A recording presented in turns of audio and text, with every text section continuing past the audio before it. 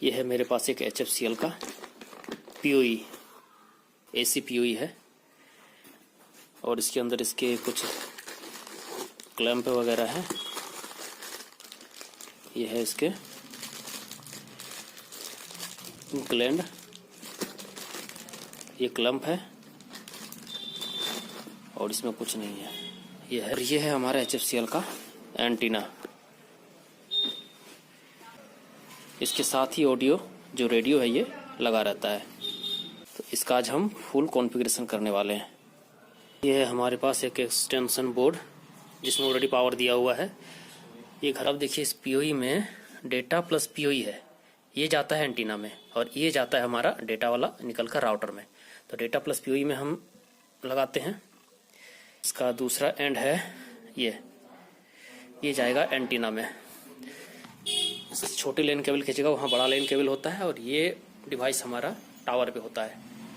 ये HFCL का device हमारा टावर के ऊपर रहता है। एक लंबा सा लेन केबल 60 मीटर का, 50 मीटर का, 40 मीटर का, जैसा रिक्वायरमेंट होता है हमें लगाना पड़ता है।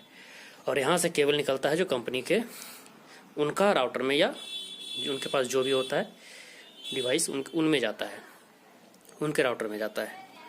राउटर में जाता है, उसी केबल से हम लॉगिन भी करते हैं लैपटॉप में।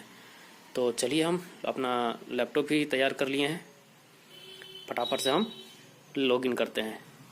ठीक है, हमारा लैपटॉप ऑन हो गया है और इस केबल को हम जस्ट इसमें लगाते हैं।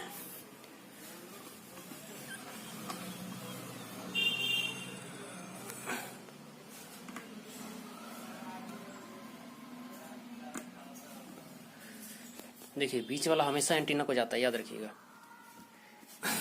तो अब हम इसका दूसरा एंड अपने लैपटॉप में लगाते हैं।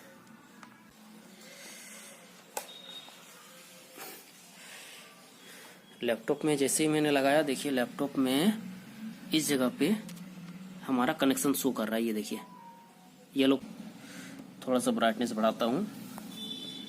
ये देखिए इस जगह पे मेरा एक येलो कलर का डॉट शो कर रहा है। ये देखिए, इसका मतलब है कि मेरा लैन केबल अच्छे से कनेक्ट हो चुका है। ठीक है, चलिए अब मैं आपको अपने लैपटॉप के स्क्रीन पर लेकर चलता हूँ, इसे लॉगिन करते हैं। चलिए अब हम आ गए हैं अपने लैपटॉप की स्क्रीन पर। इस जगह पर आकर के हमें राइट क्लिक करना है, open network and sharing centre में जाना है और चेक करना है कि हमारा IP क्या है।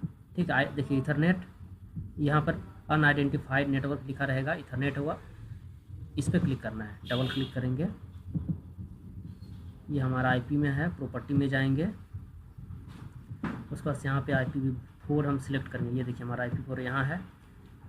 IPv4 में जाने के बाद प्रॉपर्टी में जाएंगे तो हमारा IP ये है, हमें चेंज करना है IP को 192, उसके बाद 168, उसके बाद 1, यहाँ हम 20 कर देते हैं। 192, 168, 120। आपको पता है, हमारा नीचे क्लिक करूँगा ये ऑटोमेटिक ले लेगा। ये हो गया हमारा सबनेट मास्क। और कुछ नहीं करना है, इसे ओके करना है, क्लोज करना है, क्लोज करना है, इसे मिनिमाइज कर दें। अब हम कमांड प्रॉम्प्ट को ओपन करेंगे और पिंग करेंगे। देखिए पिंग में देना है 192.168.1.1 देना है। देखिए वहाँ 1 डॉट हम 20 दिए थे, यहाँ 1.1 दे रहा है। ठीक है, पिंग करते हैं। देखिए पिंग हो रहा है, इसका मतलब है कि इसी IP से हमारा लॉगिन हो जाएगा।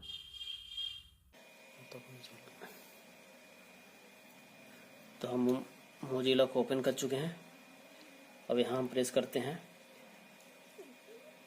192.168.1.1। इंटर प्रेस करेंगे।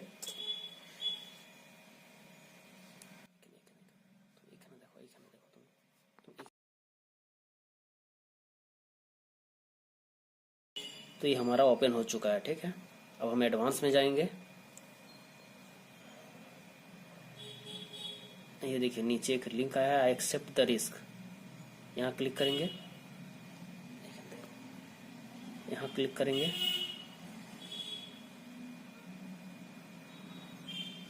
और ये हमारा HFCL का पेज ओपन हो चुका है।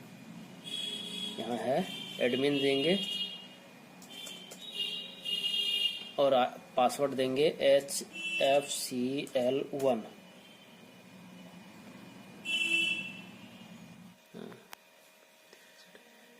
तो ये हमारा लॉगिन हो चुका है HFCL1 से। एडमिन HFCL1 एडमिन है आईडी और HFCL1 पासवर्ड। ठीक है, इसके बाद ये पहला पेज हमारा ऐसा देखने को मिलता है। हम मेंटेनेंस में जाते हैं, यहाँ मेंटेनेंस है, हम मेंटेनेंस में यहाँ क्लिक करते हैं। यहाँ है रिबूट और एक फैक्ट्री रीसेट। ठीक है, तो हम एक बार फैक्ट्री रीसेट दे सकते हैं, इसे फैक्ट्री रीसेट एक बार देते हैं।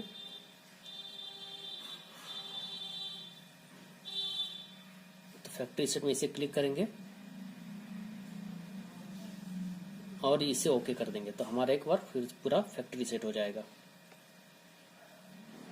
ये कुछ टाइम लेता है, हमें वेट करना होगा।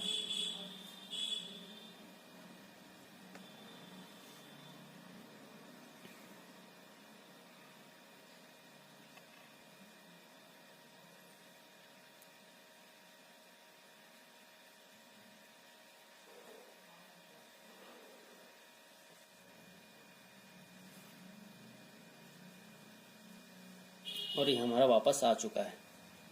अब हम एडवांस में जाएंगे और फिर पहले की तरह ही same I accept the risk and continue, इस पर क्लिक करेंगे और फिर से हम देंगे एडमिन HFCL1 पासवर्ड है।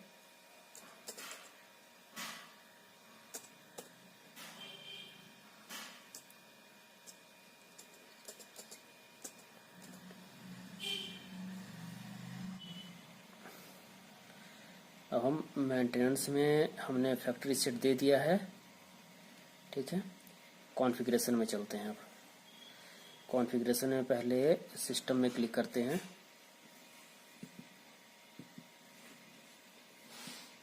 अब चलिए सिस्टम में आने के बाद इस जगह पर हमें देना पड़ता है होस्ट नेम। ठीक है, होस्ट नेम की जगह आप एनी आईडी भी दे सकते हैं। जैसे मान लेते हैं कि एनी आईडी है IN, ये मैं सिलेक्ट कर लेता हूँ रेंडमली। मैं कोई खास एक पार्टिकुलर साइट का नहीं दिखा रहा हूँ, मैं रेंडमली दिखा रहा हूँ। ऐसा एक एनी आईडी होता है जो आपको LV से मिल जाता है। अब साइट नेम मान लीजिए देना है, तो साइट नेम इस प्रकार से दे सकते हैं आप मैं इसे सिलेक्ट कर लेता हूँ। ये ऑलरेडी दिया हुआ है आपको LV में मिल जाएगा, सेव कर देना इसे।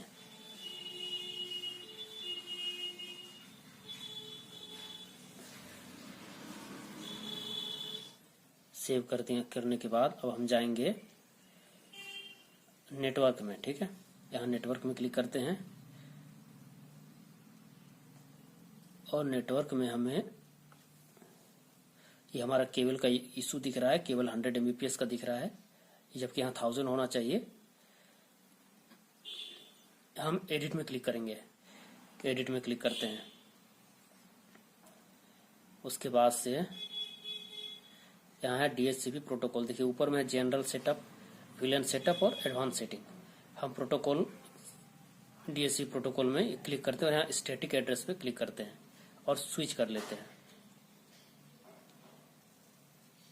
जैसे स्विच करते हैं हमारे सामने IP का ये कॉलम आ जाता है। यहाँ स्टैटिक ही रहने देंगे। देखिए इसी IP से हमने अभी लॉगिन किया है, ये इसी जगह पर इसका सेव रहता है, इसी से हमने अभी लॉगिन किया। ठीक है,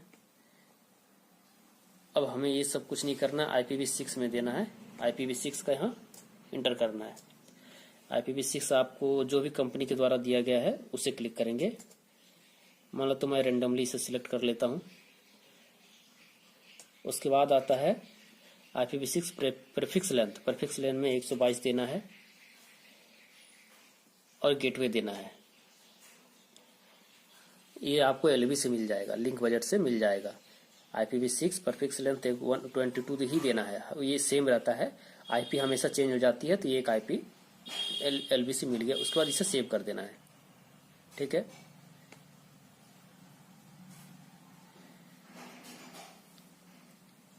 सेव, ये सेव हो रहा है।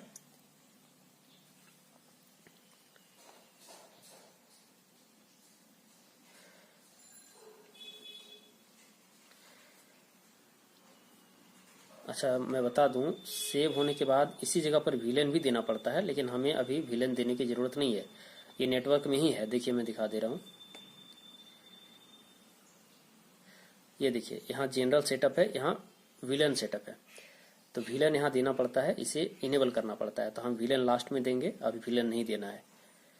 उसके बाद हम जाएंगे TDM में। हम इनोड भी एंड का कर रहे हैं, टावर एंड का कर रहे हैं। टावर एंड पे ये मास्टर ही होता है, ये P2P होगा, ये चेंज नहीं करना है। यहाँ 50-50 होता है इंटरप्राइज के लिए, तो हम इंटरप्राइज का ही कर रहे हैं सेटअप। तो अपलिंक डाउनलिंक रेशियो 50-50 है। अब हम इसे सेव कर देंगे।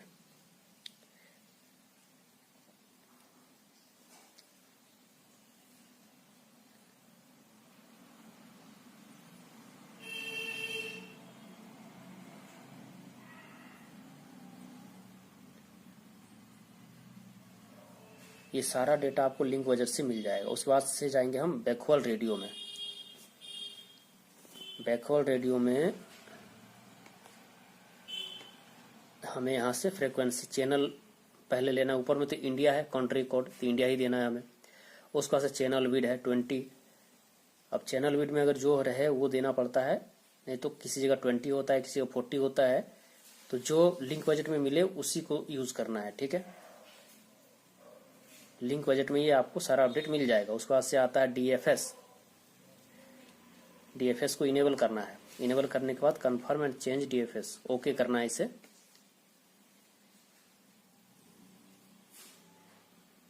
ठीक है। उसका चैनल है ऑटो, ये ऑटो नहीं होता है, इसे सिलेक्ट भी किया जाता है।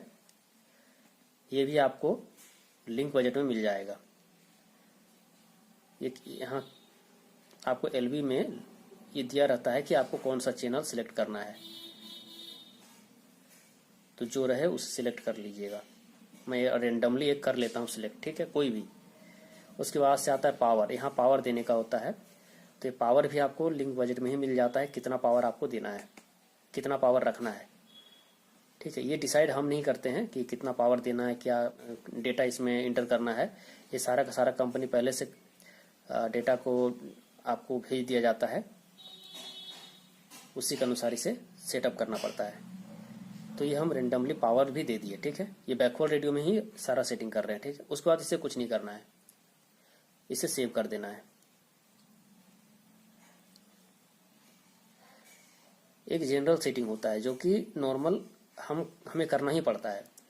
इसके बाद भी बहुत सारे एडवांस सेटिंग है। अच्छा, एक काम करता हूँ, ये सेव ले रहा है, इसे लेने देते हैं।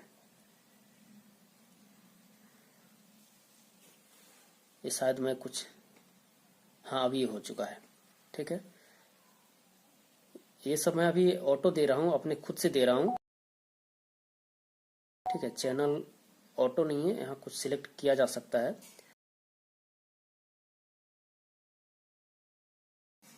ये देता हूँ, फिर देखता हूँ। मैं तो किसी LB से नहीं दे रहा हूँ ना।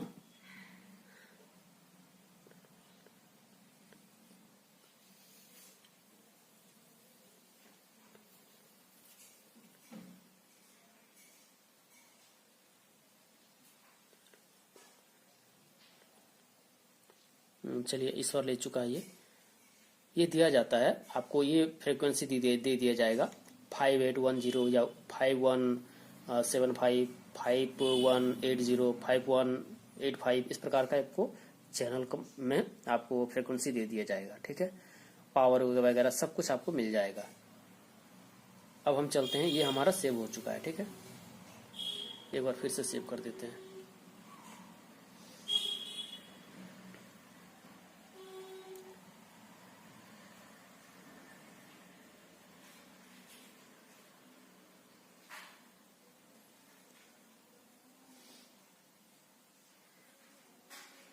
अब हम जाना है बैकवर्ड रेडियो के बाद SNMP में, ठीक है।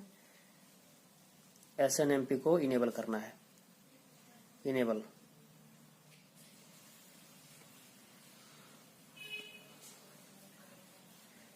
यहाँ ट्रैप होस्ट आईपी है, ट्रैप होस्ट आईपी में आपको देना है 2405, या कंपनी जो भी प्रोवाइड करे, ये डेटा भी आपको कंपनी ही दे देती है, ठीक है।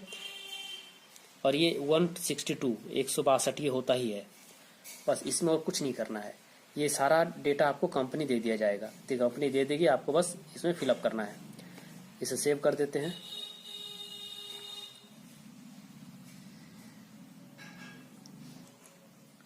ये हो गया हमारा। अब जाते हैं अलार्म में। अलार्म को सारा ऑन कर दे। अलार्म हमारा ऑन ही है तो कोई प्रॉब्लम नहीं है, अगर ऑन नहीं होता तो सबको हमें ऑन करना पड़ता। देखिए यहाँ से ऑफ हो जाता है और फिर क्लिक करेंगे तो ऑन हो जाएगा। सारा अलार्म हमारा ऑन है तो हमें यहाँ से कुछ करने की ज़रूरत ही नहीं है। अब हम एक बार फिर से चलेंगे नेटवर्क में, क्योंकि एक सेटिंग हमारा बाकी रह गया था, वो है इसे हम एडिट करेंगे और VLAN सेटिंग में जाएंगे, ठीक है। VLAN सेटिंग में जाने के बाद इसे हमें ऑन करना है, इनेबल करना है। इनेबल करने के बाद VLAN देना है 585।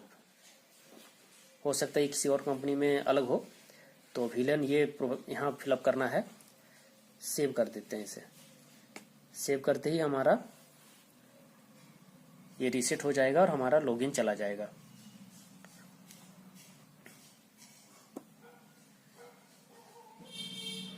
अब हमें आईपी को चेंज करना पड़ेगा, क्योंकि अब ये लॉगिन हमारा चला गया। अब हम उस आईपी से और लॉगिन नहीं कर सकते हैं। अब हमें एक पब्लिक आईपी से लॉगिन करना होगा। बस इतना ही सेटिंग करना पड़ता है। तो बस यही था HFCL का कॉन्फ़िगरेशन InnoDB का। और बहुत कुछ है जो मैं इस बार नहीं दिखा पा रहा हूँ, कुछ कंपनी का सिक्योरिटी के कारण भी नहीं दिखा पा रहा हूँ।